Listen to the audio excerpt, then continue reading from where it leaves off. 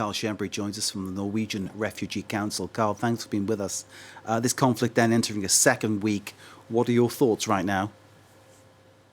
Well, my thoughts are primarily with my colleagues, mostly Sudanese civilians caught in this crossfire and this insane developing situation, while the rest of the world is focusing on evacuation.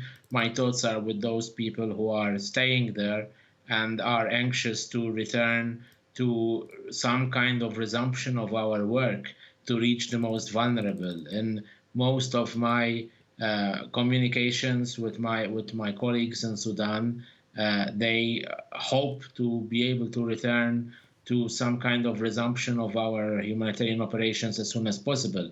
Of course, this has been very difficult because we've seen 5 colleagues from our partner organizations killed in the first week, and that has compromised all of our aid delivery in the country.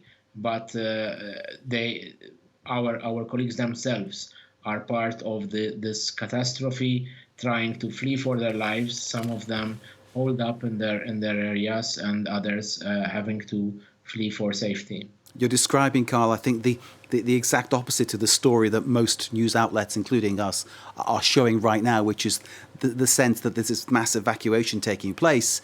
Trapped inside Sudan, of course, are the many millions of Sudanese who cannot escape. And that, of course, is another aspect of this tragedy. Indeed, some are trying to escape. A few thousands have reached Chad. We heard that a few thousands have also reached South Sudan. But the majority of the people are trapped inside Sudan and will have no means of escape. And I want to also emphasize that as the Norwegian Refugee Council, we intend to stay and deliver for as long as possible, for as long as the security situation allows us to. And we want to take a bit the shift away from the whole focus on evacuations and focus on those who are there, and we need to help. There are refugees inside Sudan, almost 1 million refugees from neighboring countries. There are up to 16 million inside Sudan who need some kind of humanitarian aid even before all this happened. Those are still in need of our aid, and we need to make sure to get back to them as soon as possible. Indeed, what you're saying is echoing what Antonio Guterres said a couple of days ago about the situation was already bad. It's now catastrophic inside Sudan, and more people, of course, are going to suffer. This death toll so far, 420, and it's worth saying the majority of them are civilians. Again, another tragic element. This death toll is set to rise. I think that's a certainty, isn't it? Absolutely. I mean, we're talking here about the unthinkable happening inside Sudan. There's been a lot of turbulent years and turmoil, especially in Darfur, which made it already extremely vulnerable before all this happened. In Khartoum, the capital, the majority of the people were living normal lives, never expecting this to happen in the capital city. And it took them all by surprise, including my colleagues who ran out of supplies after the first couple of days with no more water to drink and food. It is really turning into a catastrophe, and the longer this is allowed to fester, the harder it will be to reverse it, because we're now in what looks like pretty much like a full-blown war.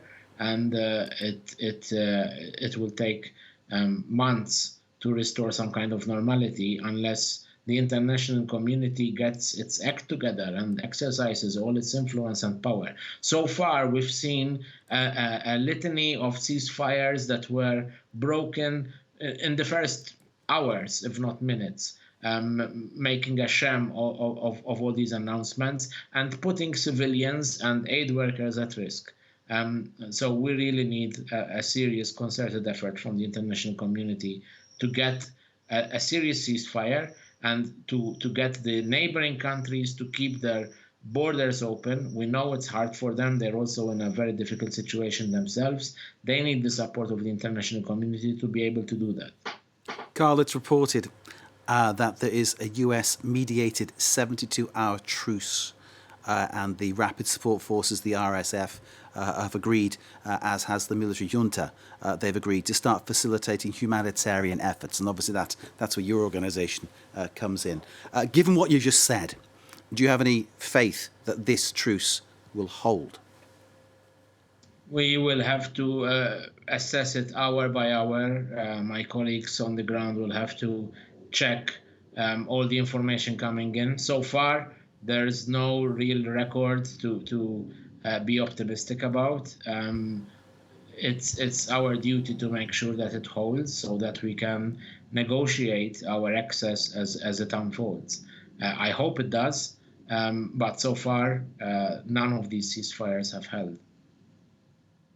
Karl Schembri of the Norwegian Refugee Council, thank you, sir, for joining us.